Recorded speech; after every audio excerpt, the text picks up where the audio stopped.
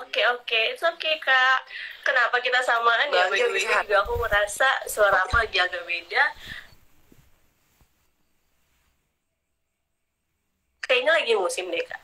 Soalnya Oh iya sih, hujan mulu ya.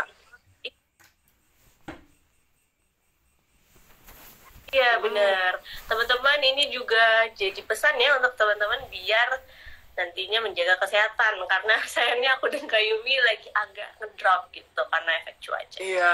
Oke, Kayumi seneng banget Kayumi udah berada di sini sebagai narasumber kita ya. Jadi di sini kita bakal ngobrolin tentang kepercayaan diri, tentang dream job, dan tentu saja tentang karir kakak nih Kak sebagai seorang model. Nah, mungkin di sini teman-teman yang datang itu pengen ngelihat gitu ya, kayak aduh gimana sih kakak memulai karir sebagai model, apalagi di dalam dunia modeling gitu kan bener-bener misalnya dilihat fisiknya gitu ya. Mungkin beberapa dari kita kayak dulu pernah juga aku live sama Sebamed, kita ngomongin tentang olahraga, itu pada nggak pede juga misalnya fisiknya dilihat. Nah itu gimana cara membangun kepercayaan dirinya, gimana cara kita itu bisa fokus terhadap dream job kita. Misalnya teman-teman di sini pada pengen jadi model juga kayak kakak. Nah mungkin kakak bisa mulai cerita dari day to day activities kakak sebagai seorang model. Oke, jadi kalau misalnya sebagai seorang model ya, personally kita tuh namanya juga ya model. Jadi emang sebenarnya mau dibilangin body shaming atau enggak, tapi kita itu dituntut untuk memberikan penampilan yang terbaik sebagai seorang model gitu. Karena kita akan membawakan pekerjaan orang, karya-karya desainer ataukah produk-produk perusahaan, dan ini kita harus menunjukkan yang terbaik di setiap saatnya. Karena kita nggak pernah tahu nih, bisa jadi kadang-kadang tuh kalau misalnya sebagai model kerjaan kita kan lebih fluctuating gitu, lebih bisa mendadak besok atau lusa, nggak terplanning seperti kantoran, for example. Jadi secara nggak langsung kita tuh harus selalu banget, itu harus selalu kayak nggak boleh jerawatan, kulit itu harus selalu cerah dan harus selalu bersih, even sampai ke ketiak, sampai ke bulu kaki, kulit kaki, tangan, lengan, jari, itu tuh semuanya harus banget yang namanya dalam kondisi perfect the whole time. Sejauh ini tuh kayak gitu, karena misalnya hari ini aku berasa oke, besok gue kosong nih, tiba-tiba aku Yum, besok lo bisa nggak ketemu sama produser nih, bisa nggak ketemu sama klien nih, ada yang nyanyain kayak gitu-gitu.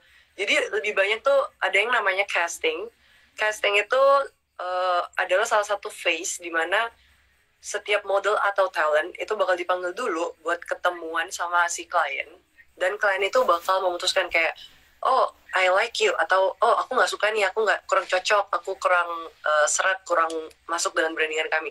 Nah itu tuh biasanya dadakan dan nggak kayak bukan seperti 2 bulan sebelumnya. Rata-rata tuh kayak 3 days before atau maksimum ya 2 minggu lah. Biasanya sih seperti itu. Habis itu nanti baru setelah mereka memutuskan, oke, gue pengen pakai Yumi nih. Nah kita harus siap-siap lagi buat hari H di mana syuting itu akan terjadi. Dan PR-nya sebagai seorang model, mostly itu kita kan berhubungan dengan kamera. Dan kalau misalnya orang-orang tahu, kamera itu sangat jernih banget dan bisa ngeliat sampai ke pori-pori kita sebagai seorang model.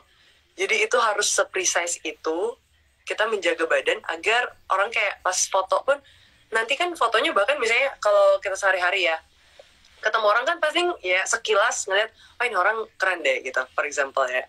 Tapi kalau misalnya udah di hari H pekerjaan, pas di foto dalam sepersekian detik itu kita akan diambil sebuah foto dan nantinya akan dipilah-pilah lagi sama klien, dan mereka tuh akan ngezoom sampai ke pori-porinya tuh ngeliatin, oh ini orang tuh bagus apa enggak, kayak gitu.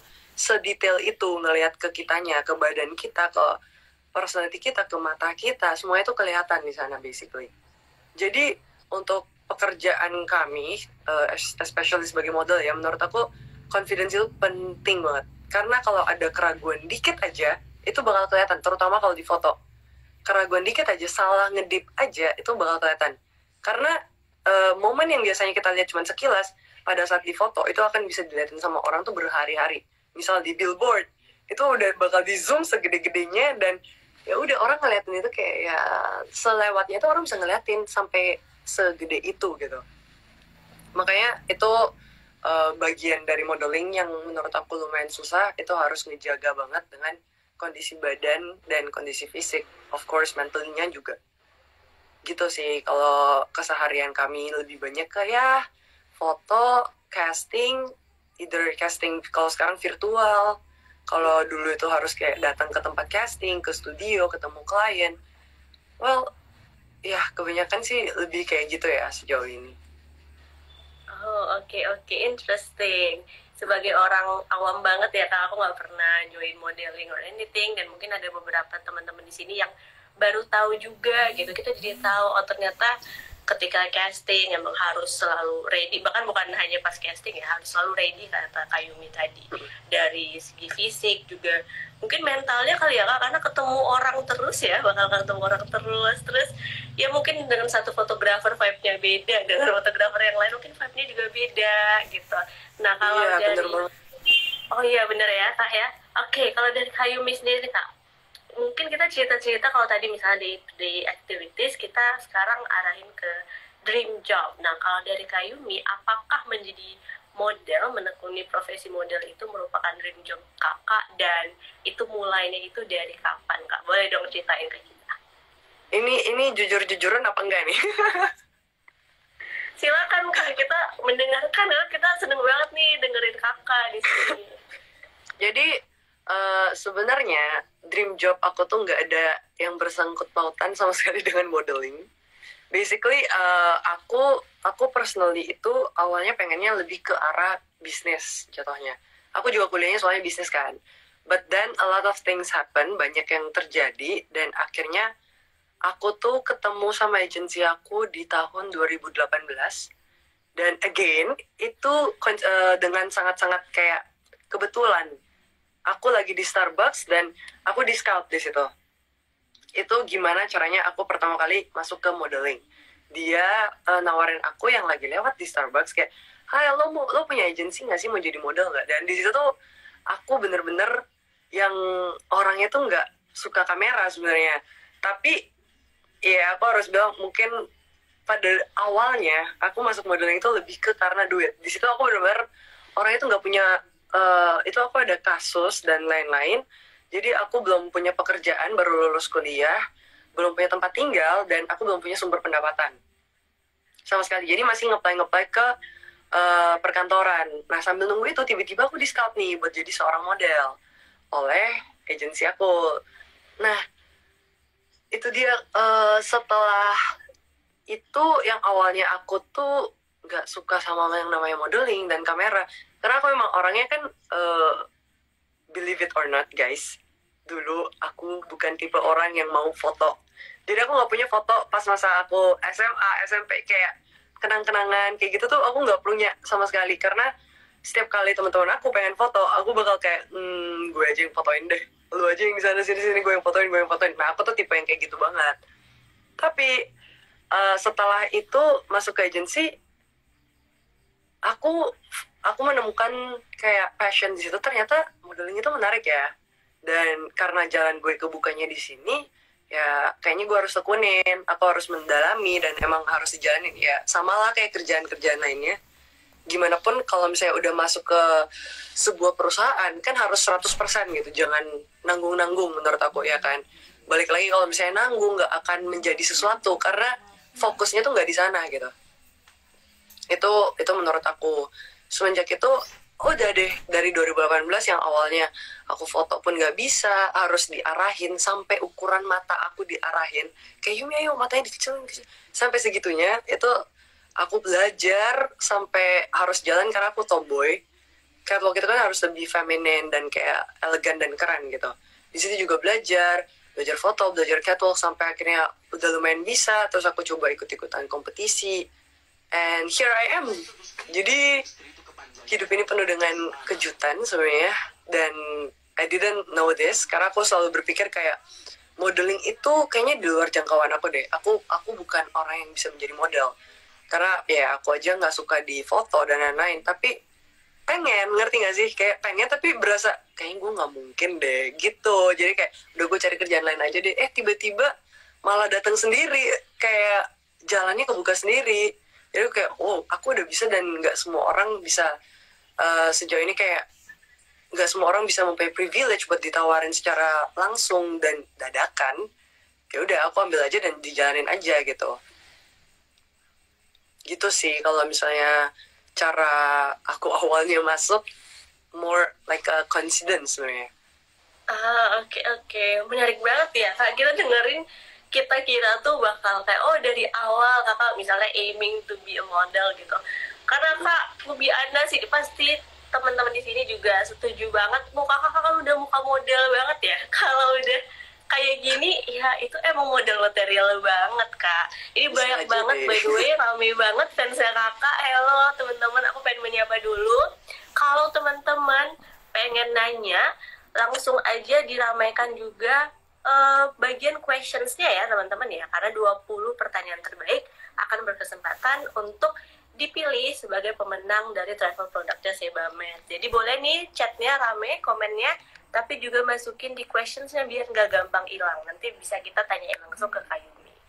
Oke, tadi menarik banget tentang cerita awal mulanya Kayumi menjalani kehidupan sebagai model yang ternyata mulainya dari Starbucks ya Kak ya, tiba-tiba ada ketemu langsung gas. Keren banget sih Kak, menurut aku itu adalah coincidence yang keren banget, tapi kitanya juga nggak surprise karena melihat Kakak seperti ini, it's a very model material. Jadi menurut aku itu udah cocok banget, dan melihat karir Kakak yang sekarang, kita udah ngelihatnya, wah ini no surprise, bagus banget. Ini banyak banget fansnya yang suportif juga ya. Oke. Nah Kak, aku pengen tanya juga nih, tadi kan awal mulanya gitu ya, aku pengen lihat juga misalnya nih, kalau journey-nya kan kita udah lihat tadi ya, kayak walaupun dari awal itu Kakak nggak nyiapin untuk jadi model gitu, tapi ternyata itu adalah sebuah kebetulan. Nah, itu menurut Kakak persiapan untuk orang-orang di sini yang harus dilakukan, persiapan yang harus dilakukan untuk menjadi model, terus mungkin tantangan ups and down-nya juga gitu ya, itu apa sih Kak kalau misalnya kita lihat dunia modeling? Mungkin Kakak bisa ngasih tips gitu ke orang-orang yang pengen mulai karir di dunia modeling. Kalau misalnya tantangan, menurut aku pertama yang pastinya itu ke tantangan ya. Pertama itu yang paling penting sebenarnya pede sih, menurut aku ya. Kalau sebagai seorang model itu harus banget percaya diri, karena kalau kamu ragu, orang pun gak akan interest buat ngeliat kamu gitu. I mean, saat kita kerja jadi model, basically kita menjual produk, kita menjual baju dan karya. For example, dengan produk, dengan apapun itu, kita selalu menjual dan ingin menawarkan ke orang-orang bahwa ini tuh produk yang bagus loh. Tapi ketika kita nggak pede, yang ada tuh orang ngeliatnya, oh dia aja sebagai modelnya yang pakai tuh nggak suka gitu, gimana kita gitu. Maksudnya kayak sebagai setiap kali ada foto, video, or like jalan, orang-orang tuh bakal ngelihat first experience dari model yang menggunakan produk tersebut, ya kan?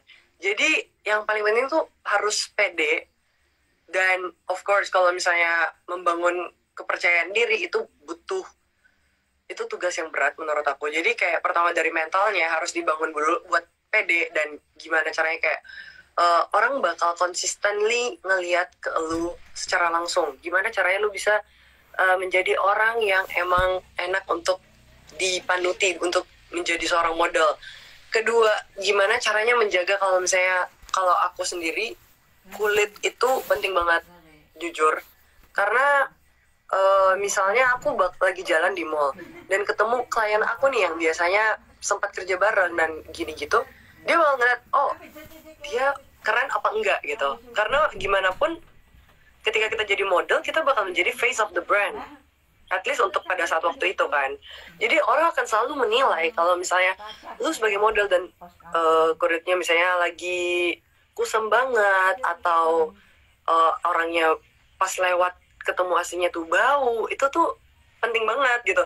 Jadi salah satu cara buat bikin kitanya menjadi pede itu ya dengan membangun kita juga harus yakin dengan diri kita, dengan badan kita, dengan kulit gue sehat nih, kulit gue sehat, gue udah menjaga banget dengan kesehatan tubuh, dengan makanan yang bergizi, semuanya tuh harus banget. Nah, jadi kayak kekhawatiran yang harusnya ada, jujur ya, aku pernah foto itu outdoor. Aku mau cerita dikit nih Mbak Anggi ya. Jadi kalau misalnya foto outdoor itu agak tricky. Misalnya makeup itu kan harus di dalam studio di depan cermin dengan lighting yang bagus. Jadi dengan ruangan AC dan semuanya. Jadi basically kita nggak bakal keringetan. Yang aku paling PR kalau misalnya lagi foto outdoor itu kayak gini. Makeupnya di dalam nih lagi dingin dengan situasi yang kayak oke, gue nggak usah worry. Tapi setelah makeup yang cuma sejam setengah 2 jam itu, kita bakal keluar dan bakal nonstop selama 8 jam di luar. Entah itu di bawah terik matahari, kita nggak bakal balik lagi. Dan sometimes tuh bisa juga kayak fotonya tuh di hutanan. Karena temanya tuh hutan. Dan kayak tetap aja kita membawa produk dan akan ada stylist atau orang-orang yang mengatur kita, ada klien yang ngelihat. Jadi aku pernah kayak sampai gila, ini gue bau nggak sih? Ini gue bau nggak sih? Kayak awal-awal modeling kan kayak belum terbiasa kan dengan ini. Ini gue bau nggak sih? Aduh, gue keringetan nggak sih? Gue basket nggak sih? Kayak insecure, kayak pakai baju, saya pakai bajunya yang kayak kemben gitu dan crop top. Kan itu sangat kelihatan banget kan dengan jelas. Apalagi kalau misalnya difotoin, kayak nanti fotografernya ngedit kelihatan nggak ya? Kalau misalnya gue posenya kayak gini, apa gue jangan angkat tangan ya? Apa gue angkat tangan ya? Apa gue kayak gitu. Jadinya tuh itu tricky-nya pada saat itu awal-awal aku masuk modeling karena nggak kebiasaan. Dan kita kan kalau sehari-hari ya basically ya lu jalan-jalan aja, nggak perlu sampai lu angkat tangan lah, lu ini tuh itu nggak perlu gitu. Tapi pas lu foto orang bakal kayak ini apaan sih, lu foto tapi lu anteng banget, diem, tangannya ya udah gitu doang. Dan itu butuh misalnya let's say aja deh 15 menit aja tuh bisa berapa pose. Dan kalau misalnya lu nggak pede dengan misalnya kaki lu, dengan tangan, dengan ketiak, itu bakal kelihatan banget di foto dan jadinya tuh setback banget dengan kerjaan kita basically menurut aku gitu. Jadi kalau butuh tips and tricks tuh lebih ke perawatan aja sih, terutama kayak misalnya ketiak atau kaki atau tangan atau kuku, semuanya tuh harus selalu bersih, harus selalu cerah dan sehat ya. Menurut aku tuh yang paling penting tuh harus sehat sih. Jadi pas orang ngeliatnya pun tuh oh iya emang ini modelnya bagus gitu, dia emang ngerawat dirinya sendiri. Oke. Harus sehat itu kuncinya teman-teman. Ini lucu juga ya Kak ya, aku imagine kakak berada di situasi itu ya, apalagi misalnya awal-awal modeling itu kayaknya siapa nih di sini yang nggak pernah jadi model tapi pernah foto buku tahunan. Nah itu aja udah kayaknya aduh keringetan aja udah kayak aduh gimana ya, kelihatan deh sama fotografernya masuk kamera keringetan gitu ya di luar di taman. Terus apa yang kakak bilang tadi udah di make upin di dalam studio yang dingin, terus keluar tiba-tiba panas-panasan, apalagi model profesional kayak kakak tangannya harus diangkat, model pose-posenya seperti ini. Aduh kayak aku nggak bisa relate tuh ya kan sama hal-hal yang kayak gitu, karena aku ngebayangin aduh kita yang biasa-biasa aja gitu difotoin untuk buku tahunan aja kayaknya ribet banget, keringetan gitu.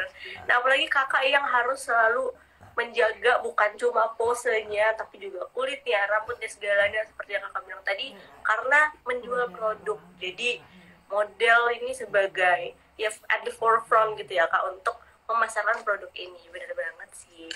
Oke. Nah tadi Kak Yumi teman-teman udah menjelaskan tentang ini ya tingkat kepercayaan diri yang harus dimulai dengan yang menjaga tubuh tadi. Nah dari ceritanya ini kita bisa ngelihat nih bahwa bahkan dari ketiak pun itu bisa menjadi salah satu faktor yang either you make it or break it gitu, the photo session. Nah jadi teman-teman yang di sini aku pengen ngasih tahu dulu nih bahwa deodoran itu tentunya menjadi kunci untuk menjaga ketiak agar selalu oke. Walaupun teman-teman gak ikutan modeling photoshoot gitu ya ala Kak Yumi, tapi tentu saja it's a basic hygiene. Jadi di sini aku pengen ngasih tahu ke teman-teman, kita punya Sebamed deodorant spray yang seperti ini. Nah, aku ingin memberitahu kegunaannya ini antara lain untuk merawat kulit ketiak sensitif, perawatan intensif dan menghaluskan kulit ketiak, menghilangkan bakteri penyebab bau badan tanpa merusak fungsi kelenjar keringat, dan juga mengontrol keringat dan bau badan sesuai dengan banyak aktivitas yang dilakukan. Nah, jadi Sebamed ini hadir dengan 3 varian ya deodoran yang teman-teman lihat aku pakai di sini. Ini adalah yang deodoran spray, terus juga ada deo roll on dan juga balsam deodoran. Nah, Kita jadi samaan Mbak wah, nih Kak, apa nih Kak yang Kakak suka nih Kak dari produk ini, by the way? Aku sukanya yang spray karena aku jujur orangnya suka kayak kadang-kadang tuh kayak udah nggak keburu nih. Terus kalau misalnya yang roll on itu aku lebih pokoknya tim spray karena anti ribet banget. Jadi kayak setelah mandi langsung zrrrt, terus udah tinggal tungguin kayak gini-gini dulu. Ada masa-masa kayak gue ngelengkap-lengkap biar kering dulu, baru pakai baju biar berangkatnya nanti pas misalnya photoshoot entah itu outdoor atau indoor. Kadang kan kita nggak tahu konsep foto ya. Jadi ya udah, yang penting gue udah siap dulu dari rumah sampai sana. Gue udah siapkan, agak malu juga kalau misalnya nyampe sana baru gitu kan. Jadi aku selalu pasti pakai sih sebelum berangkat. Itu salah satu preparation yang wajib banget. Preparation ya, sebelum berangkat Kakak udah siap-siap dulu. Dan Kak Yumi memilih deodoran yang spray dan aku juga memilih deodoran yang spray. Teman-teman bisa cobain ya, ini tuh yang active biological action. Jadi teman-teman yang kulitnya sensitif jangan khawatir, karena memang produk-produk Sebamed itu diperuntukkan untuk pemilik kulit sensitif juga, jadi jangan khawatir. Dan jangan sampai nih keulang momen-momen dimana kayak kita nih yang mau jalan-jalan foto-foto di luar gitu ya, walaupun belum di levelnya Kayumi gitu ya, jangan sampai kita malah keringetan, bau gitu lagi main-main sama temen misalnya foto-foto di pantai, terus malah kita jadi nggak pede, nggak enjoy the moment karena kita ngerasa bau, kita ngerasa nggak oke. Nah, ini adalah salah satu kuncinya teman-teman, menjaga dengan cara menggunakan deodoran. Nah Kak, ini kayaknya teman-teman di sini nih kan pada tahu Kakak tuh dari INTM, pada banyak banget komennya ya, seru-seru banget nih teman-teman. Aku mau nyapa satu-satu ya. Halo teman-teman, selamat datang untuk yang baru datang, dan untuk yang dari tadi thank you udah mantengin kita ya. Kita ngomongin tentang raih dream job dengan kepercayaan diri. Nah, aku akan mewakili teman-teman untuk menanyakan Kak Yumi tentang pengalaman nih Kak. Jadi ceritakan dong Kak pengalaman Kakak saat di INTM dan pelajaran apa sih yang Kakak dapetin? Boleh dong di-share ke kita. Selama di INTM itu yang aku pelajarin yang beda dari yang sehari-hari aku sebelum INTM ya. Jadi di sana itu lebih genjor-genjoran lagi. Basically kita syutingnya bukan cuman 8 jam. Kalau misalnya di luar, bukan pada masa karantina ya, itu kita syutingnya biasanya sama kayak orang kantoran. Jadi misalnya start jam 7 dia bakal kelar jam 3 for example. Jadi 8 jam. Habis itu udah kelar nih. Tapi kalau misalnya NTM, begitu kita buka mata, itu udah ada kamera. Meaning kita harus ready even more. Setiap detik itu harus siap selama berbulan-bulan itu. Jadi yang aku pelajarin di sana tuh terutama aku dulunya kan anaknya cuek banget ya. Jadi I don't really care about penampilan.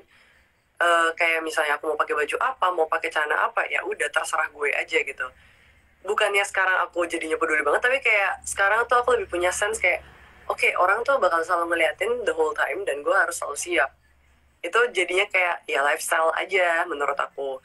Pas masuk di NTM nyadar nih, oh iya gue salah nih ya sama ini, kayak gue tuh nggak terlalu memperdulikan ini itu. Tapi pas di situ gue nyadar kamera itu akan selalu menyorot kita sama 24 jam 7 hari, dan even pada saat kameramen nggak ada CCTV. Jadi even pas kita tidur pun itu bakal diliatin. Gue masih belum berhasil untuk gimana caranya mengontrol diri pas tidur, tapi at least pas aku bangun sih aku jadi tahu oke, berarti gue harus ngerawat diri nih. Begitu bangun gue harus mandi, langsung siap-siap ya, include semuanya dari skincare, body lotion sampai ke deodoran, itu semuanya sebelum kamera itu datang sebisa mungkin. Jadi kayak pas kamera datang aku udah siap. Itu yang aku tahu, kayak itu salah satu manner yang harus dipunya setiap orang menurut aku ya, nggak cuma semua orang model. Karena gimana pun tuh kita nggak pernah tahu kapan kesempatan itu datang. Kita nggak pernah tahu.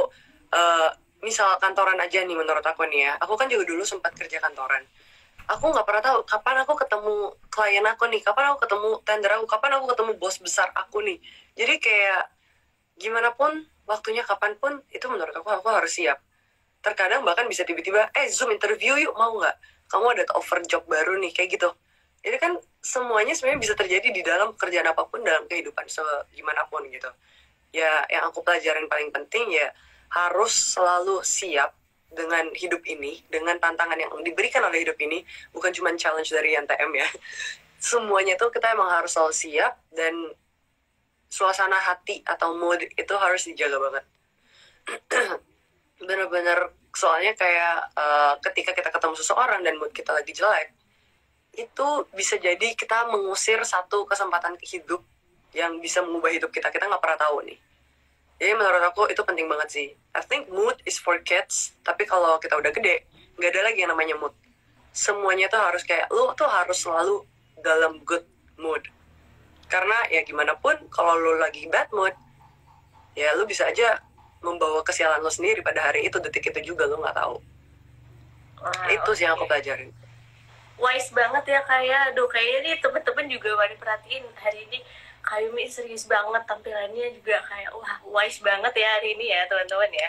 Nah Kak Yumi, aku pengen ini juga sih yang ngebahas tentang tadi kayak bahwa kakak ngeliat dari sini kakak banyak belajar untuk selalu mempersiapkan diri dan selalu ready gitu, karena kita nggak tahu nih kapan aja ada kesempatan datang untuk kita.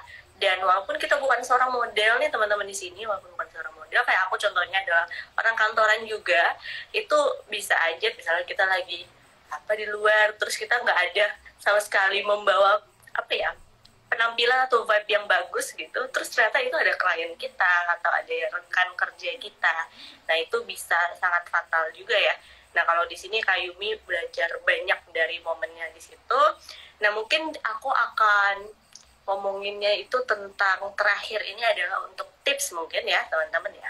Jadi tips untuk meningkatkan kepercayaan diri versi Kak Yumi, terutama tadi bahwa kakak terus ngomongin tentang menjaga diri, mempersiapkan diri, dan nggak harus untuk model tapi untuk kita sebagai ya manusia umumnya lah ya yang hidup di era modern ini. Kira-kira kalau dari Kak Yumi apa?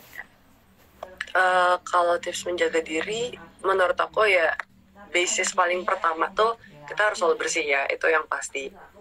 Kesehatan kulit itu penting banget, terutama dalam memilih produk-produk yang ada banyak banget nih di market. Aku soalnya termasuk orang yang kulitnya tuh sensitif banget, jadi aku suka nge-research dulu sebelum baca, maksudnya nge-research dulu sebelum aku memilih produk apa yang aku pakai gitu. Nah salah satu alasannya dulu tuh aku pernah pakai deodoran. Jadi aku sebenarnya orangnya tuh bukan tipe yang pakai deodoran banget. Cuman pas awal join modeling, aku pakai deodoran nih sekali. Karena kan aku di wanti-wanti sama agency, sama klien kayak, oke, nggak boleh bau, nggak boleh ini itu. Mulai insecure, dan I choose deodoran yang kayak, ya udah gue nggak salah ambil aja gitu. Aku pikir semua deodoran itu sama. And then setelah itu, aku malah bingung, kok ini malah gue keringetan jadinya bau, padahal biasanya enggak gitu. Jadi menurut aku yang penting juga dalam menjaga badan tuh kita harus tahu apa aja sih ingredients yang ada di produk-produk itu. Nggak berarti kayak gue sehari pakai 10 produk kulit gue pasti sehat, nggak juga. Karena ada yang bagus untuk kulit kita dan ada yang nggak bagus untuk kulit kita. Bener nggak Bang Anggi? Bener banget tuh, setuju. Apalagi kalau kulitnya sensitif ya Kak ya. Jadi kayak misalnya deodoran aja, kenapa aku suka sama Sebamed. Jadi aku tuh sempat baca tentang kulit, kadar kulit yang bagian sensitif, for example muka, mata, ketiak dan lain-lain itu mempunyai kelenjar minyak yang harus dijaga kan kelembapannya. Nah ada kadar-kadar pH itu yang acceptable, misalnya dari kalau nggak salah tuh range-nya dulu 4,8 sampai 5,6 kalau nggak salah kayak gitu. Dan semakin rendah itu semakin asam, maksudnya produk itu semakin bisa lebih mudah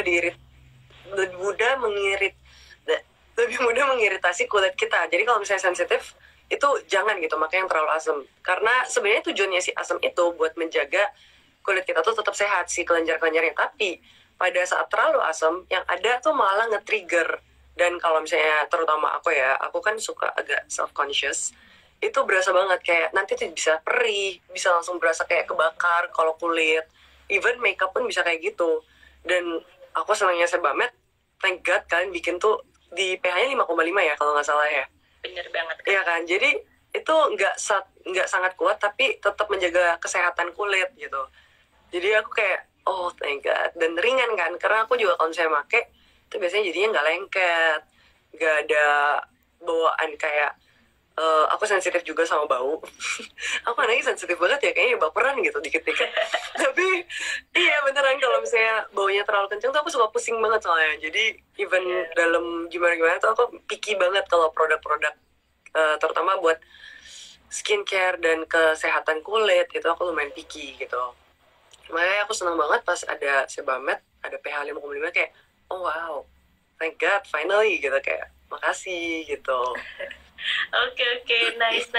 Jadi di pH 5,5 benar banget teman-teman. Ini deodorannya dari Sebamed itu ada di pH 5,5. Dan untuk kulit sensitif, terutama untuk teman-teman yang kulitnya kayak Kayumi sensitif gitu ya, baik skincare ataupun ya hal yang orang anggap remeh gitu ya, ketiak gitu, hal itu sangat-sangat berpengaruh juga itu menggunakan deodoran yang sesuai dengan kulit tentu saja. Nah, iya benar, by the way ini ya teman-teman ada giveaway-nya, jadi jangan lupa untuk tanyain aja di kolom question karena nanti juga akan ada bagi-bagi hadiah nih dari Sebamed. Nah, tadi Kak Yumi udah ceritain juga pengalamannya itu agak kurang enak gitu ya, pakai deodoran awal-awal terus malah nge-trigger bau atau ngerasa nggak nyaman. Jadi kalau kita sendiri udah mulai ngerasa nggak nyaman itu udah itu moodnya bisa nggak enak. Terus kerjaan kita terutama kalau kita itu harus ketemu orang banyak gitu ya, model harus selalu deket dengan model lainnya di depan fotografer, atau sesimpel teman-teman yang pergi ke sekolah gitu ya, ada teman-teman sekelas itu kalau udah ngerasa nggak nyaman aja tuh pasti kayak bawaannya pengen pulang gitu kan, dan tidak melanjutkan hari itu. Nah, jadi jangan sampai hal tersebut terjadi, teman-teman silahkan menggunakan deodoran yang cocok terutama untuk kulit sensitif, dan Sebamed adalah salah satu solusinya. Nah, aku pengen nanya-nanya apa lagi ya? Oh ini deh Kak, tadi Kakak udah ceritain ya tentang pengalaman Kakak memilih deodoran. Nah, kalau dari Kakak kira-kira tips penting menggunakan deodoran nih gimana nih sebagai model profesional? Kalau aku deodoran yang penting itu aku sukanya sih harus kering, karena kalau enggak biasanya kayak belum juga keringetan berasanya kayak basket kan. Jadi aku tuh yang penting tuh sebelum pakai baju itu kering aja sih. Kalau selain itu aku lebih fleksibel karena nggak gitu berasa, dan aku mungkin kurang pengetahuan ya kalau soal ini, tapi sejauh ini aku sih cuma yang penting kering dan it works for me, so it's good enough I guess. Oke. Nah, itu teman-teman bisa dengar sendiri ya tips dari Kak Yumi, yaitu menggunakan deodoran ya tentu saja tubuhnya harus bersih dulu, terus teman-teman mandi untuk persiapan mau keluar gitu ya. Terus spray misalnya mau pakai Sebamed yang spray kayak gini, terus ditunggu deh sampai kering. Maupun misalnya produk yang lain, misalnya yang di roll on itu ada baiknya ditunggu sampai kering biar nggak jiplak juga ke bajunya. Sayang juga ya kayak kalau bajunya bagus terus malah kena noda dari deodoran. Oke. Nah, terakhir banget nih Kak dari aku, sebelum kita nanti masuk ke pertanyaan dari teman-teman karena kayak udah banyak banget yang ada di questions. Nah, terakhir adalah apa motivasi untuk orang yang ingin menekuni dunia modeling tapi masih insecure dengan keadaan kulit ketiak? Kalau dari aku, kulit ketiak itu bukan kutukan ya. Jadi basically kalau misalnya dirawat dengan baik dan kitanya selalu bersih, selalu mandi rutin, pakai deodoran, at one point even yang gelap banget pun. Jadi pernah ada pengalaman, aku ada temen gitu yang kulit ketiaknya tuh gelap banget, tapi at one point setelah konsisten dan selalu dirawat, itu menjadi cerah lagi, balik cerah lagi, dan semakin sehat kulitnya. Jadi menurut aku itu bukan hambatan buat orang-orang yang pengen jadi model.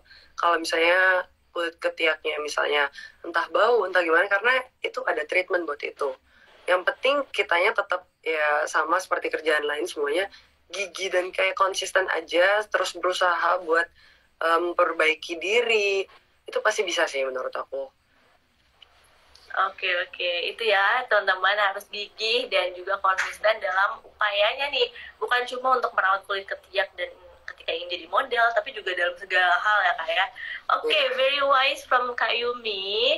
Nah teman-teman, kita akan masuk ke questions. Jadi aku ingin ingetin lagi bahwa teman-teman di sini berkesempatan untuk mendapatkan travel product ya dari Sebamed dengan cara follow Instagramnya Sebamed dan juga masukkan questions teman-teman di question box di sini. Nanti tim Sebamed akan memilih pemenangnya. Ada 20.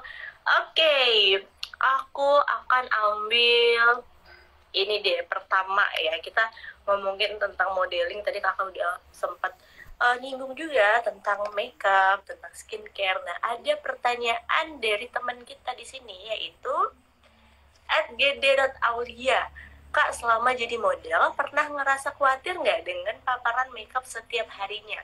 Mungkin di sini ini pertanyaannya kekat, tapi cara mengatasi ini mungkin ya Kak, kulit yang sensitif akibat pemakaian makeup yang sering gitu. Apalagi Kakak sebagai model, tentu saja nggak bisa keep track makeup apa aja yang dipakein, karena kan itu pasti tergantung dari ini ya, MUA-nya gitu, atau dari stylistnya.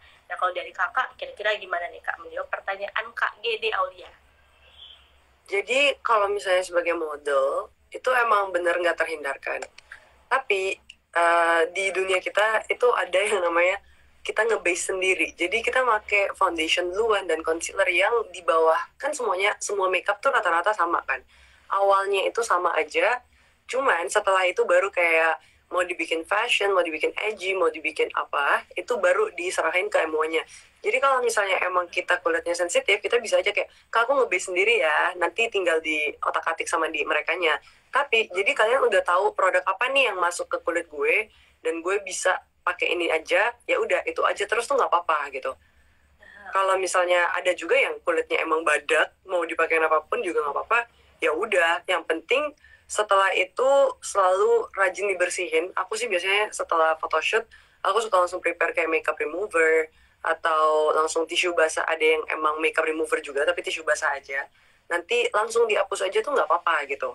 So far sih itu nggak menjadi masalah ya buat aku. Oke. Nah itu ya kuncinya teman-teman, bisa nge-base sendiri ya sebagai model, atau juga misalnya itu tadi dalam hal kebersihannya. Jadi walaupun udah pakai berbagai macam, berbagai brand of makeup, yang penting di akhir itu dibersihin dengan benar, dan tentunya menggunakan skincare yang sesuai dengan kulitnya, terutama untuk kulit sensitif ya teman-teman. Oke. Nah ini nih Kak, ada pertanyaan yang menurut aku sangat suka ya. Jadi dari Nung Ibrahim, yaitu gimana ngilangin pikiran buruk ke diri sendiri Kak, biar percaya diri itu muncul.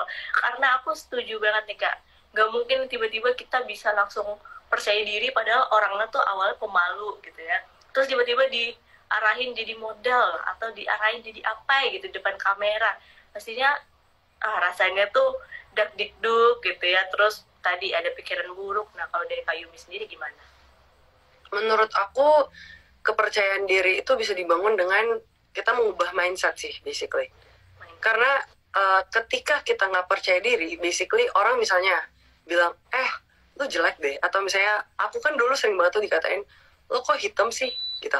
Karena masih ada beauty standards di mana cewek cantik itu putih. Masih ada beberapa sekte atau kelompok manusia yang masih berpikirnya kayak gitu. Nah, secara nggak langsung, menurut aku kita harus mengubah mindset. Kayak, it's okay, ada perbedaan. For example, for starter kayak gitu, ada perbedaan antara pendapat saya dan pendapat orang. Dan kita harus menerima perbedaan pendapat itu.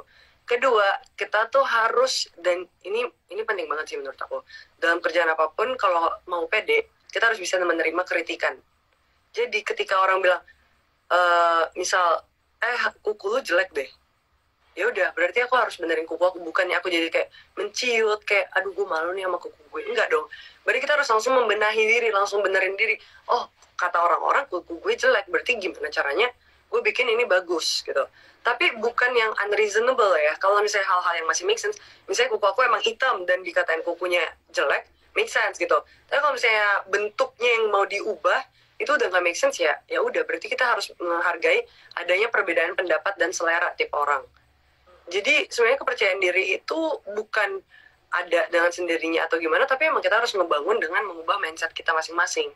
Gimana caranya kita mendengar kritikan dan saran, itu kan masukan buat kita berkembang. Itu bakal akan selalu ada dari masyarakat, terutama di pekerjaan, karena semua pekerjaan tuh maunya kita tuh maju kan. Kalau misalnya kita nggak mau menerima kritikan, itu nggak bakal bisa namanya maju, dan nggak akan ada namanya confidence. Karena saking kekehnya dengan pendapat aku, orang tuh jadinya kayak ya udahlah itu model selalu misalnya dia tuh selalu bau gitu. Ya udah toh aku bakal selalu jadinya gue nggak pede nih dengan bau gue. Tapi kalau misalnya aku berani buat kayak oke, gue bau, aku terima kalau aku tuh bau, aku akan berusaha gimana caranya biar aku nggak bau. Itu akan bikin kita jadinya confident. Oke, gue dulu bau, sekarang gue udah nggak bau, gue pede-pede aja gitu. Jadi lebih ke mindset sih. Oke, mindset ya, setuju banget sih Kak. Kayak akan selalu ada ya kritikan, dan itu ya balik lagi ke kita gimana cara kita merespon terhadap kritik tersebut. Dan perlu dilihat juga nih kritiknya datang dari siapa. Kalau misalnya nih apalagi sebagai model ya Kak ya, kalau memang dari agensinya udah ngarahin kamu harus seperti ini, kamu harus seperti itu, ya tentu saja kita ikutin. Tapi kalau tiba-tiba ada orang nih, kita lagi jalan terus tiba-tiba disewotin gitu ya, mungkin itu ada kritik-kritik yang ya nggak harus dimasukin lah ya ke dalam hati maupun ke dalam kepala. Jadi ya lihat-lihat juga nih gimana. Tapi yang penting emang mindset sih. Setuju banget Kak, bukan hanya di dunia yang berbau kecantikan ya, tapi juga dalam segala hal. Teman-teman yang masih sekolah pun pasti sering ketemu juga ya sama teman-teman atau guru-guru yang tiba-tiba ada gitu kritiknya. Dan kadang kita kalau masih baperan itu agak susah nerima, tapi kalau udah terbiasa gitu dilatih mindsetnya, oke, ada beberapa hal yang perlu aku perbaiki dan itu bisa diperbaiki. Oke, nice. Ini terima kasih kepada Kak Nung Ibrahim, kita jadi kayak wah wise banget gitu diskusinya, kita jadi ke arah mindset gitu ya Kak ya, keren banget nih. Dari dream job, kepercayaan diri, mindset, keren banget. Oke, di sini aku mau lihat lagi. Kalau Kak Yumi ada sekiranya pilihan dari questions yang banyak kayak ini, kakak bisa ya Kak kalau mau milih. Nah, oke, tinggal bilang ke aku. Live-nya agak nge-crash jadi aku nggak kelihatan sebenarnya. Oh, nggak kelihatan. Oke. Iya, sorry teman-teman. Wah, ini rame banget Kak, padahal Kak. Jadi pada nyariin, pada liatin Kak Yumi terus tuh. Oke, coba kita lihat lagi ya. Aku ambil dari questions. Teman-teman yang nanya di kolom komen boleh, tapi ini akan susah di scroll. Jadi langsung masukin ke kolom question ya, yang ada tanda tanya ya. Oke, ini nih, ini penting banget nih Kak. Oh, nggak bisa. Oh, ini aku close dulu dan aku masukin ini. Nah, dari Happindah questionnya adalah, hai Kak, aku mau tanya dong, how to control your mood selama seharian sehingga pekerjaan apapun berjalan dengan lancar. Apalagi kalau